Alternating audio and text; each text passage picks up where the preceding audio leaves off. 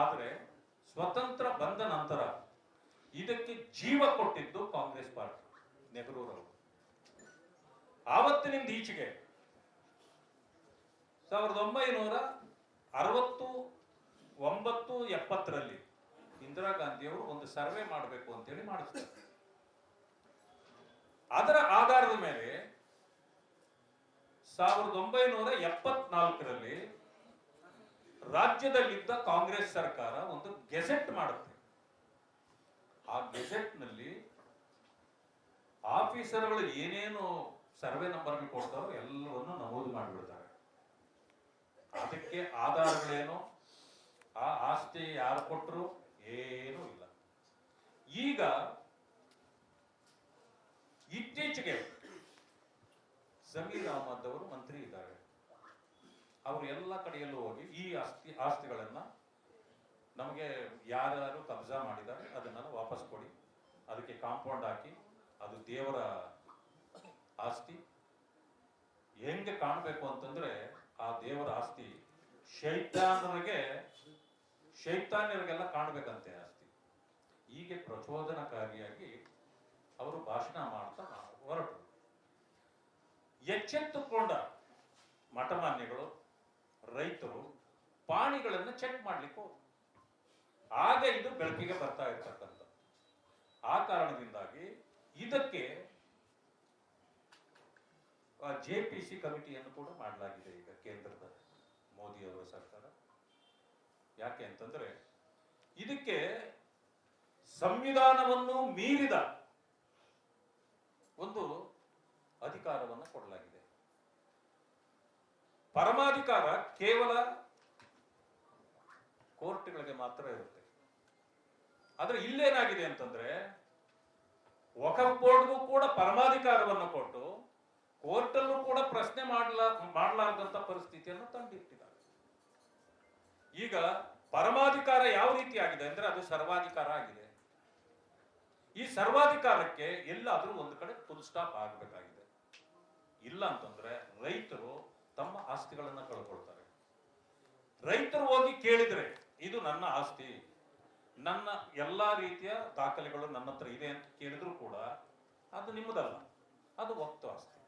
ಆಯ್ತು, ನಿಮ್ಮ ಹತ್ರ ಏನು ಇದಕ್ಕೆ ಆಧಾರಗಳಿದೆ ಅಂತ ಹೇಳಿದ್ರೆ ನಿಮಗೆ ಆಧಾರಗಳನ್ನು ತೋರಿಸ್ಬೇಕಾಗಿಲ್ಲ, ನಾವು ವಕ್ತು ಆಸ್ತಿ ಅಂತ ನಾವು ಹೇಳ್ಬಿಟ್ರೆ ಅದು ನಮ್ಮದೇ. ಈ ರೀತಿಯ ವಾದವನ್ನು, ಗೊಡ್ಡು ವಾದವನ್ನ ಇವತ್ತು ವಕಫ್ ಬೋರ್ಡ್ ನಲ್ಲಿ ಇದು ನಡ್ಕೊಂಡು ಹೋಗ್ತಾ ಇದೆ. ಇದಕ್ಕೆ ಮಾನ್ಯ ಮುಖ್ಯಮಂತ್ರಿಗಳ ಗಮನಕ್ಕೆ ಬಂದ ತಕ್ಷಣ ಜಮೀರ್ ಅಹಮದ್ ಅವರು ಏನ್ ಹೇಳಿದ್ರು, ಮುಖ್ಯಮಂತ್ರಿಗಳ ಆದೇಶದ ಮೇಲೆ ನಾನು ಇದನ್ನೆಲ್ಲ ಮಾಡ್ತಾ ಇದ್ದೇನೆ ಅಂತಾನೆ ಹೇಳಿದ್ರು. ಇದು ಸರ್ಕಾರದ ಆದೇಶ ಆಯ್ತು. ಆದ್ರೆ ಮುಖ್ಯಮಂತ್ರಿಗಳು ಇದು ಎಲ್ಲೋ ತಪ್ಪಾಗ್ತಾ ಇದೆ, ನನ್ನ ಬುಡಕ್ಕೆ ಬರಬಹುದು ಅನ್ನೋದು ಉದ್ದೇಶ ಇಟ್ಕೊಂಡು ಅವ್ರೇನ್ ಮಾಡ್ತಾರೆ, ಇಮಿಡಿಯೇಟ್ಲಿ ಕಾಲಂ 11ರಲ್ಲಿ ಇರ್ತಕ್ಕಂಥ ವಕತ್ ಅನ್ನೋದನ್ನ ತೆಗೆದುಕೊಡ್ತೇವೆ ಅಂತೇಳಿ ಆದೇಶ ಮಾಡಿಬಿಟ್ರು. ಬಟ್ ಆದೇಶದಿಂದ ಈ ಆಸ್ತಿ ರೈತನ ಆಸ್ತಿ ಆಗಿದ್ದು ವಕತ್ ಅಂತ ಆಗಿದ್ದು ಮತ್ತೆ ರೈತನ ಆಸ್ತಿ ಆಗೋದಿಲ್ಲ. ಯಾಕೆಂದ್ರೆ 1974ರ ಗೆಜೆಟ್ ಅನ್ನ ನೀವು ತೆಗೆದುಹಾಕಿದ್ರೆ ಅವರ ಆಸ್ತಿಗಳು ಅವ್ರದ್ದಾಗಬಹುದು, ಇಲ್ಲಂತಂದ್ರೆ ಆಗೋದಿಲ್ಲ. ಇದು ಹೇಗಾಗುತ್ತಂದ್ರೆ ರೈತ ಎಲ್ಲಾದ್ರೂ ಒಂದು ಬ್ಯಾಂಕ್ ಅಲ್ಲಿ ಹೋಗಿ ಲೋನ್ ತಗೋತಾರೆ. ಲೋನ್ ತಗೊಂಡವರು ಲೋನ್ ಕಟ್ಟಲಿಲ್ಲ, ಕೋರ್ಟ್ನವರು ಒಂದು ನೋಟಿಸ್ ಕಳಿಸ್ತಾರೆ. ಆ ನೋಟಿಸ್ಗೆ ಅವರು ಹೋಗಿ, ಸ್ವಾಮಿ ಈ ಸಾರಿ ನನಗೆ ಕಟ್ಲಿಕ್ಕೆ ಆಗ್ಲಿಲ್ಲ, ಸ್ವಲ್ಪ ದಿವಸ ಕಾಲಾವಕಾಶ ಕೊಡಿ ಅಂತ ಕೇಳಬಹುದು. ಅದನ್ನು ಮುಂದಕ್ಕೆ ಹಾಕ್ಬೋದೇ ಹೊರತು ಲೋನ್ ಕಟ್ಟಬೇಡಿ ಅಂತ ಯಾರು ಹೇಳೋದಿಲ್ಲ. ಹಾಗೆ ನೀವು 74ರಲ್ಲಿ ಇರ್ತಕ್ಕಂಥ ಇದನ್ನ ನೀವು ವಾಪಸ್ ಪಡೀಲಿಲ್ಲ ಅಂದ್ರೆ ಮತ್ತೆಯೂ ಕೂಡ ಯಾವತ್ತು ಬೇಕಾದ್ರೂ ಇದರಲ್ಲಿ ಸೇರಿಸಬಹುದು. ಯಾಕೆಂತಂದ್ರೆ ಪಾಣಿಗಳಲ್ಲಿ ಏನಾಗುತ್ತೆ ಅಂತ ಗೊತ್ತು. ಯಾರ್ದೋ ಆಸ್ತಿ ಯಾರೋ ಹೋಗಿ ಪಾಣಿಯಲ್ಲಿ ಬರ್ಸ್ಕೊಂಡು ಅದನ್ನ ಕಬಳಿಸ್ತಕ್ಕಂಥ ಕೆಲಸವನ್ನ ಸಮಾಜದಲ್ಲಿ ಅನೇಕ ಮಾಡಿರ್ತಕ್ಕಂಥ ನಿದರ್ಶನಗಳಿವೆ. ಅದೇ ರೀತಿ ಇದು ಆಗ್ತದೆ ಅಂತಕ್ಕಂಥದ್ದು ಈಗ ನಮಗೆಲ್ಲರಿಗೂ ಗೊತ್ತಿರೋ ವಿಷಯ. ಆದ್ರಿಂದ ನಾನು ಇವತ್ತಿನ ದಿವಸ ರಾಜ್ಯದಲ್ಲಿ ಆಸ್ತಿಗಳನ್ನು ಕಬಳಿಸ್ತಕ್ಕಂಥ ಕೆಲಸವನ್ನ ಈ ಕಾಂಗ್ರೆಸ್ ಸರ್ಕಾರ ಮಾಡ್ತಾ ಇದೆ. ಒತ್ತು ಕೊಡುಗೆಯೂ ಕೂಡ ಕಾಂಗ್ರೆಸ್ನದ್ದೇ. ಇವತ್ತು ಈ ರೀತಿ ರೈತರನ್ನ, ಮಠಮಾನ್ಯಗಳನ್ನ, ಸಾಮಾನ್ಯ ಜನರನ್ನ ಒಕ್ಕಲೆಬ್ಬಿಸ್ತಕ್ಕಂಥ ಕೆಲಸ ಆಗಬಾರದು ಅನ್ನೋ ಕಾರಣಕ್ಕೆ ಇದನ್ನ ಕೇಂದ್ರದ ಗಮನಕ್ಕೂ ತರಬೇಕು, ರಾಜ್ಯ ಸರ್ಕಾರದ ಗಮನಕ್ಕೂ ತರಬೇಕು. ಈಗಾಗಲೇ ಜಾಯಿಂಟ್ ಪಾರ್ಲಿಮೆಂಟರಿ ಕಮಿಟಿಯನ್ನ ಕೇಂದ್ರ ಸರ್ಕಾರ ನೇಮಕ ಮಾಡಿದೆ, ಜಂಟಿ ಸದನ ಸಮಿತಿಯನ್ನ. ಅದಕ್ಕೆ ಮಾನ್ಯ ಮುಖ್ಯಮಂತ್ರಿಗಳಲ್ಲಿ ನಾನು ಆಗ್ರಹ ಪಡಿಸ್ತೇನೆ, ನೀವು 11ರ ಕಾಲಂನಿಂದ ತೆಗೆದಿದ್ದೀವಿ ಅನ್ನೋದನ್ನು ಬಿಟ್ಟುಬಿಡಿ. ನೀವು ತೆಗೆದ್ರು ಒಂದೇ, ತೆಗೆದೇ ಇದ್ರು ಒಂದೇ. ನಾನು ಹೇಳ್ತಕ್ಕಂಥದ್ದು, ನಿಮಗೆ ರೈತರ ಬಗ್ಗೆ, ಮಠಮಾನ್ಯಗಳ ಬಗ್ಗೆ, ಅಥವಾ ಯಾರೇ ಜಮೀನನ್ನ ಕಳ್ಕೊಳ್ತಾರೆ ಅವರನ್ನು ರಕ್ಷಣೆ ಮಾಡಬೇಕು ಅನ್ನುವಂಥ ಬದ್ಧತೆ ನಿಮಗಿದ್ರೆ, ನಾನು ಕೇಳ್ತಕ್ಕಂಥದ್ದು 1974 ಆ ಗೆಜೆಟ್ ನ ರದ್ದುಪಡಿಸಿ. ಒಂದು ಸಮಯ ನಿಮಗೆ ರದ್ದುಪಡಿಸ್ಲಿಕ್ಕೆ ಆಗಲಿಲ್ಲ ಅಂತಂದ್ರೆ ಕೇಂದ್ರಕ್ಕೆ ಬರೆಯಿರಿ.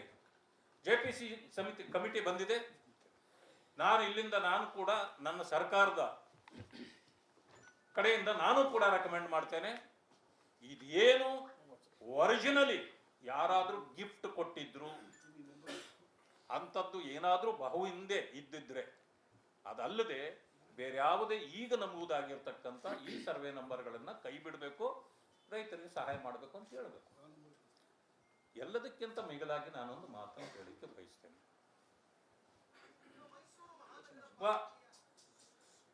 ನಮ್ಮ ಇದರಲ್ಲಿ ಏನ್ ಹೇಳ್ತಾರೆ,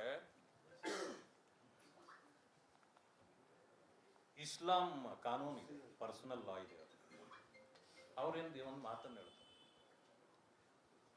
ಯಾವುದೇ ವ್ಯಕ್ತಿ ಇಸ್ಲಾಂ ಧರ್ಮವನ್ನ ಪಾಲಿಸಲಿಲ್ಲ ಅಂತಂದ್ರೆ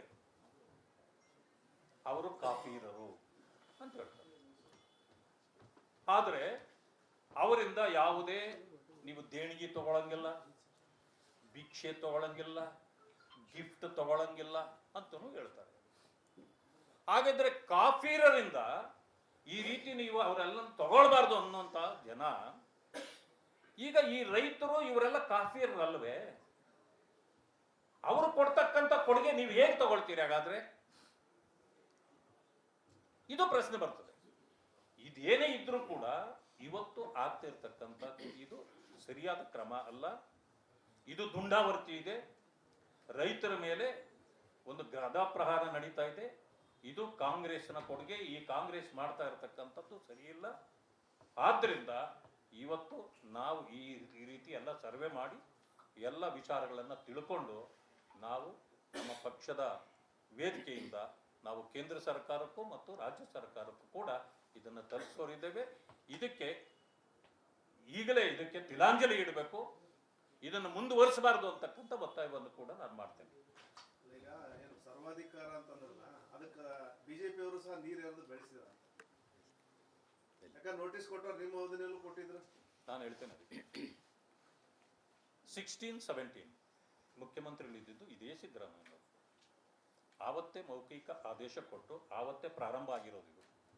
ಇದೇನಾಗಿದೆ ಅಂತಂದ್ರೆ ಅಫಿಷಿಯಲ್ ಅಲ್ಲಿ ಇದು ನಡ್ಕೊಂಡು ಹೋಗಿದೆ. ಯಾಕೆ ಅಂತಂದ್ರೆ ಇದುವರೆಗೆ ಆಧಾರ ಏನಂದ್ರೆ ಗೆಜೆಟ್ ಇಲ್ಲದೆ ಇದ್ದಿದ್ರೆ ಇವರು ಈ ರೀತಿ ಮಾಡಕ್ ಆಗ್ತಾ ಇರಲಿಲ್ಲ. ಆ ಕಾರಣದಿಂದ ನಡ್ಕೊಂಡು ಕಂಟಿನ್ಯೂಸ್ ಪ್ರೋಸೆಸ್ ಆಗಿ ಹೋಗಿದೆಯೇ ಹೊರತು ಇದು ಯಾವುದೇ ಸರ್ಕಾರದ ಆದೇಶ ಅಲ್ಲ, ನಮ್ಮ ಸರ್ಕಾರದ ಆದೇಶ ಎಲ್ಲೂ ಇಲ್ಲ. ಆದ್ರೆ ಆ ಕಾಲದಲ್ಲೂ ಆಗಿದೆ ಅನ್ನೋದು ಸತ್ಯ. ಅದು ಕಾರಣ ಏನಂದ್ರೆ ಆವತ್ತು ಏನು ಮುಖ್ಯಮಂತ್ರಿಗಳು ಮೌಖಿಕ ಆದೇಶ ಕೊಟ್ಟಿದ್ರು ಅದರ ಪ್ರಕಾರ ನಡ್ಕೊಂಡು ಹೋಗಿದೆ. ಈಗ ಅದು ಬೆಳಕಿಗೆ ಬಂದಿದೆ ಅಷ್ಟೇ.